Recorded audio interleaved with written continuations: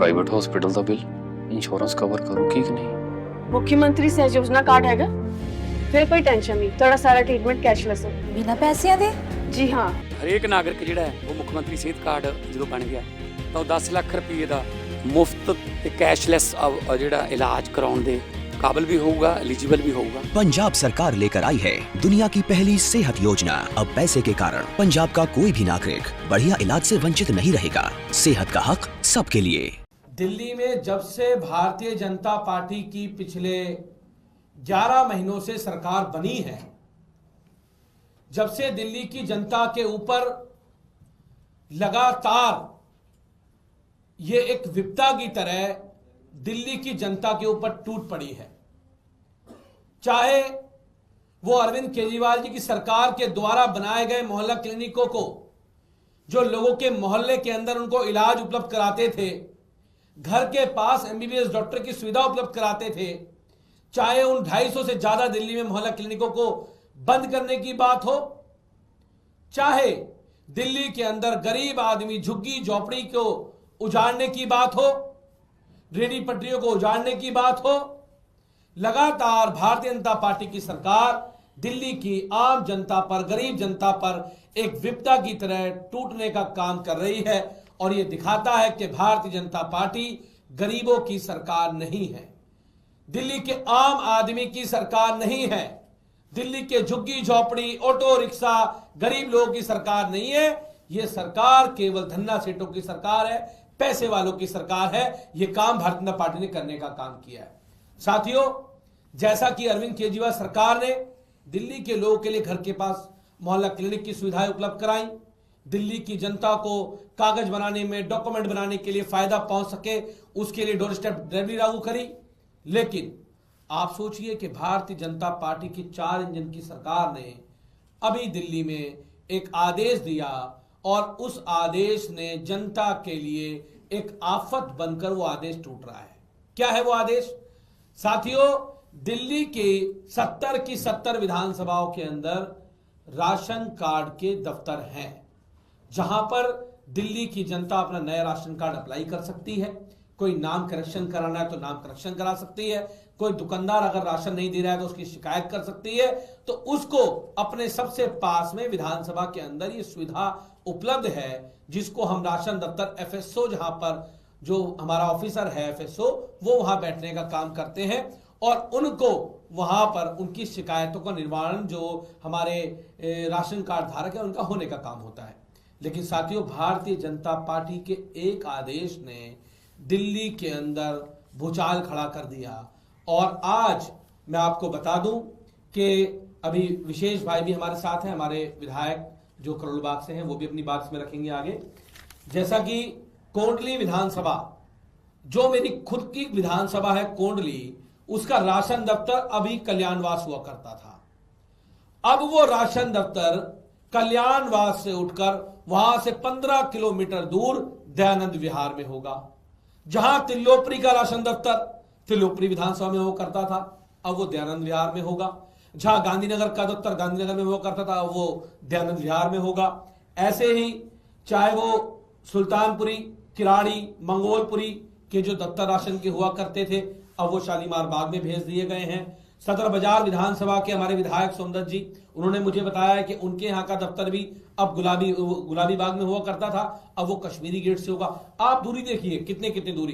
पहले जो हमारी नॉर्थ ईस्ट की विधानसभाएं हैं, उनमें चाहे करावल नगर हो, चाहे गोकलपुरी हो, चाहे सीमापुरी हो, चाहे सीलमपुर हो, चाहे मुस्तफाबाद हो, ये सारी जो विधानसभाएं हैं, इनके दफ्तर को भी चेंज करके अब जो है वहां से हटाकर नंदनगरी में भेज दिया गया है। ऐसे ही दिल्ली में तमाम राशन के दफ्तरों को वहां से हटाकर, उनकी विधानसभाओं से हटाकर एक ही जगह पे 10-10 विधानसभाओं के दफ्तर बना दिए गए हैं। मैं पूछना चाहता हूं भारतीय जनता पार्टी की सरकार से, क्या जो एक गरीब आदमी, जो एक राशन कार्ड धारक है, जो 5 किलो गेहूं, 5 किलो चावल के लिए अपने घर से निकलता है, जो राशन लेता है, क्या वो अपनी शिकायत करने के लिए मेरी विधानसभा से 8-10 किलोमीटर दूर जा सकता है? क्या उसके पास इतने संसाधन हैं? क्या वो वहां तक पहुंच सकता है? इसका मतलब यह है कि भारतीय जनता पार्टी की सरकार राशन जो डीलर हैं, जो दिल्ली में राशन कार्ड धारक हैं उनकी बात ना सुनी जाए, उनकी शिकायत ना सुनी जाए, उनका निवारण ना हो पाए, उसके लिए उन्होंने राशन दफ्तरों को शिफ्ट करने का काम किया है। मैं भारतीय जनता पार्टी की सरकार को कहना चाहता हूं कि तुगलकी फरमान जो आपने दिल्ली में निकालने का काम किया है, जहां 70 जगहों से लाकर उसे 8-10 जगह पे खड़ा कर दिया है, आप तुरंत प्रभाव में उन राशन दफ्तरों को दिल्ली की जो अलग अलग विधानसभाओं से शिफ्ट करके आपने एक जगह इकट्ठा करने का काम किया है, उनको वापस पुनः उन्हीं विधानसभाओं में शिफ्ट करने का काम करें, वरना दिल्ली के अंदर एक बड़ा आंदोलन होगा और राशन कार्ड धारकों के अंदर इससे बहुत निराशा है और वो लोग इससे काफी परेशान हैं। उनको जो अपने घर से निकलने के लिए सुबह निकलना पड़ता है, आज वो वहां उस नए राशन दफ्तर तक नहीं पहुंच पा रहे, क्योंकि ये सालों साल पुराने राशन दफ्तर हैं। हर एक आदमी को पता है कि राशन कार्ड का दफ्तर कहां पर है। आपने एक तुगलकी फरमान से इसको बदल दिया। मैं पूछना चाहता हूं, सरकार इससे क्या साबित करना चाहती है? गरीब आदमी को परेशान करके भाजपा की 4 इंजन की सरकार को, रेखा गुप्ता जी को आखिर क्या हासिल होने वाला है? वो क्या हासिल करना चाहती हैं इन चीजों को एक जगह एकत्र करके, जबकि जनता की सुविधाओं के लिए जनता के घर पर सुविधा पहुंचाना सरकार की जिम्मेदारी है। चाहे वो स्कूल की सुविधा हो, चाहे वो अस्पताल की सुविधा हो, चाहे वो राशन दफ्तर की सुविधा हो, चाहे वो अन्य कागजात की सुविधा हो, ये जिम्मेदारी एक सरकार की बनती है। और वो काम अरविंद केजरीवाल जी सरकार ने दिल्ली में करने का काम किया और भाजपा की सरकार आज जिस तरह से ये तुगलकी फरमान निकाल रहे हैं, इसका हम पुरजोर विरोध करते हैं। वो तुरंत प्रभाव में इसको वापस लें। हमारे साथी बड़े भाई विशेष रवि जी जो करोल बाग से विधायक है, वो भी अपनी इस विषय पर बात रखेंगे। विशेष भाई,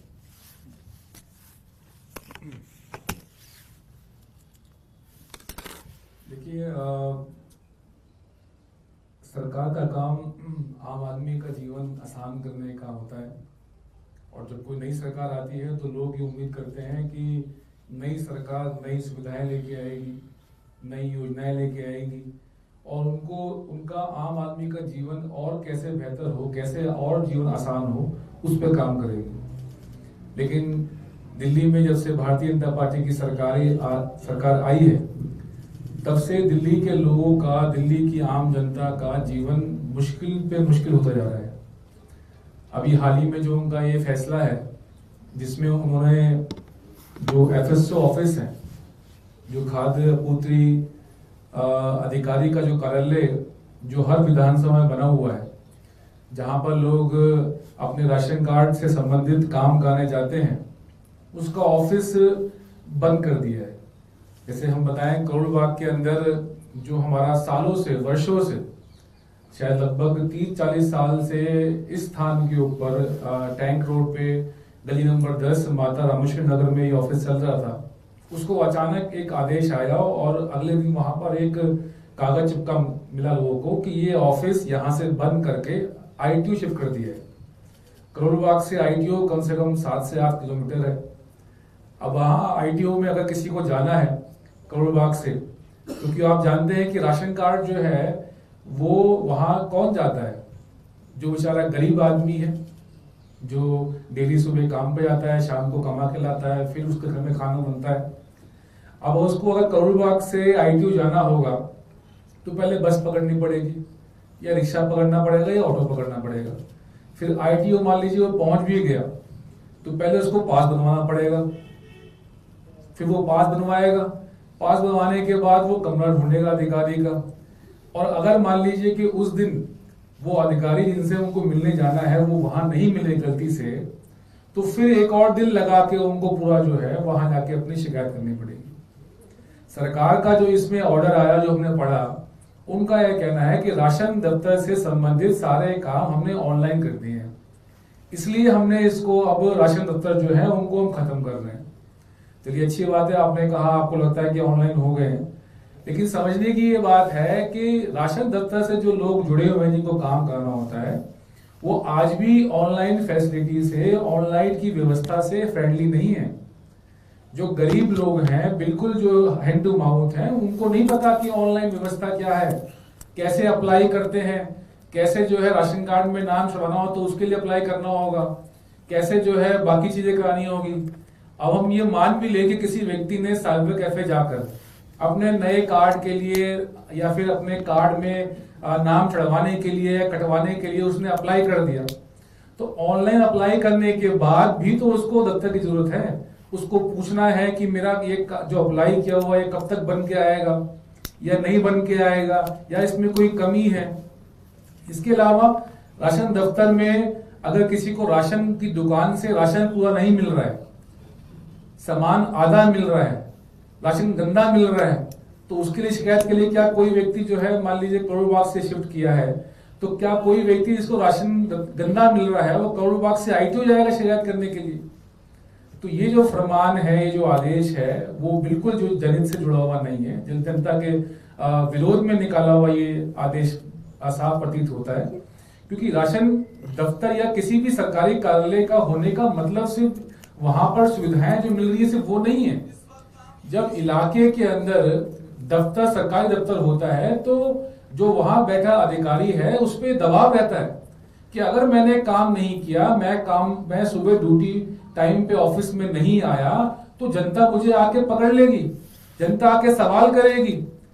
और वहां बैठा हुआ अधिकारी दबाव, पब्लिक के दबाव में काम भी करता है और उस पर एक अंकुश भी रहता है।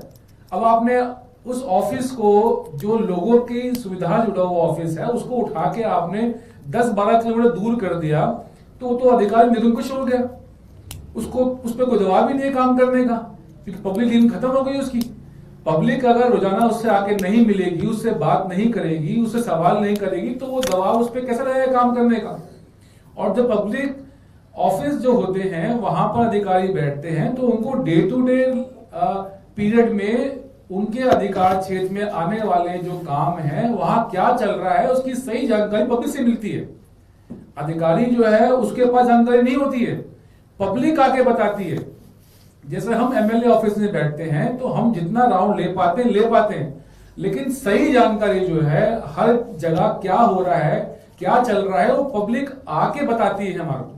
तो सरकारी कार्यालय का एरिया में होने के बहुत सारे महत्व हैं, लेकिन भारतीय जनता पार्टी हमें लगता है कि वो ये चाहती है कि लोग भटके, लोग परेशान हो और अधिकारी जो है निरंकुश होके सो जाए। उनको काम करने की जरूरत नहीं है, वो अपना मजे से जो है अब आईटीओ आए, वहां जब कब आए कब जाए कोई देखने वाला नहीं है, कोई समझने वाला नहीं है, पब्लिक डीलिंग है नहीं। तो ये जो आदेश है ये सरासर गलत है, ये जन विरोधी है। और आप ये देखिए कुलदीप भाई, आप सबकी जानकारी में चाहूंगा डालना कि जिस दिन ये आदेश आया है उसके अगले दिन जो राशन दुकानदारों का संघ है उन्होंने इस फैसले का स्वागत किया है। वो लोग कह रहे हैं कि बहुत बढ़िया फैसला है, इसका हम स्वागत करते हैं। मतलब दुकानदार तो बेचारे, वो जो दुकानदार हैं वो तो जो है वो तो लड्डू बांट रहे हैं कि इलाके से जो है वो अधिकारी जो है चले गए, फूड सप्लाई ऑफिसर चले गया, इंस्पेक्टर चले गया और लोग चले गए। अब वो पूरी तरह से जो है निरंकुश होकर जो है इलाके के अंदर जो उनके समझ में आएगा वो करेंगे और उनको रोकने टोकने देखने वाला कोई नहीं है। तो ये फैसला भारतीय जनता पार्टी का बहुत ही गलत और आम गरीब लोगों के जो है वो खिलाफ ये फैसला है। इसको उनको तुरंत वापस लेना चाहिए। और जैसा कुलदीप भाई ने कहा कि अगर इसको वापस नहीं लिया तो दिल्ली के अंदर आम आदमी पार्टी के जो यूनिट है, जो हमारी इस प्रदेश की जो इकाई है, वो भारतीय जनता पार्टी को जो है इस मुद्दे के ऊपर जो है वो पब्लिक के बीच में उनका ये काम उजागर करेगी और पीछे लग के जैसे जो भी करना होगा वो इस फैसले को वापस कराएगी। धन्यवाद। तो साथियों, क्या दिल्ली में 61 राशन दफ्तरों को बंद करके उन पे ताला लगा के क्या भारतीय जनता पार्टी राशन माफियाओं को फायदा पहुंचाना चाहती है? क्योंकि राशन दफ्तर, अगर आपने 61 राशन दफ्तर बंद किया, विशेष भाई ने बताया, तो यानी कि इसका मतलब ये कि आप राशन माफियाओं को फायदा पहुंचा रहे हैं। तो राशन माफियाओं के समर्थन में आज भाजपा की 4 इंजन की सरकार खड़ी है, जिन्होंने 61 जो एफएसओ ऑफिस है राशन दफ्तर में ताला लगा दिया है। जवाब दे बीजेपी, उन्होंने ऐसा क्यों किया, वरना एक बड़े आंदोलन तैयारी हम लोग करेंगे। धन्यवाद।